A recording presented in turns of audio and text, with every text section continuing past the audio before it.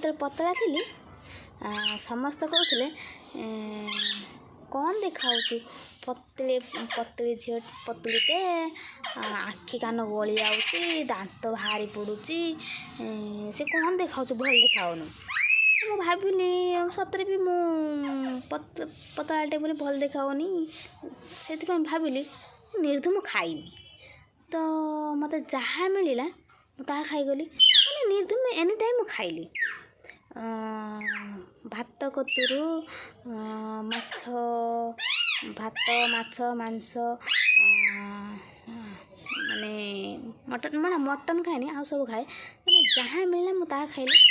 ତ ଖାଇ ପୁରା ମୋଟା ହେଇଯାଇଛି। ମାନେ ଏଇଖିଣା ମୁଁ ଚାଲି ପାରୁନି ହେଲା।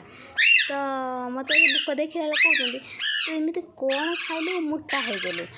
ଆଉ ମୋଟା ହେଲା ବେଳକୁ ଭଲ ଦେଖାଯାଉନୁ, ଆଉ ପତଳିଟେ ଥିଲୁ ଭଲ ଦେଖାଯାଉଥିଲୁ, ମୋଟା ହେଇଯାଇଛୁ, ସେ କ'ଣ ଦେଖାଯାଉଛି, ଆଉ ତୁ ପତଳା ହେଇଯା। ମୁଁ ସେଇଟା ଭାବୁଛି, ମାନେ ପତଳା ହେନି କହିଲେ ମାନେ ମୋଟା ହ ବୋଲି ମୋଟା ହେଇଗଲି, ଆଉ ମୋଟା ହେଲେ ବି କହିଲେ ପତଳା ହ। ତ ମୁଁ କ'ଣ କରିମି? ଲୋକମାନେ ଜମା ଭଲ ନାହାନ୍ତି। ମୋଟା ହେଲେ କହୁଛନ୍ତି ପତଳା ହେଲେ ବି କହୁଛନ୍ତି, କ'ଣ କରିମି?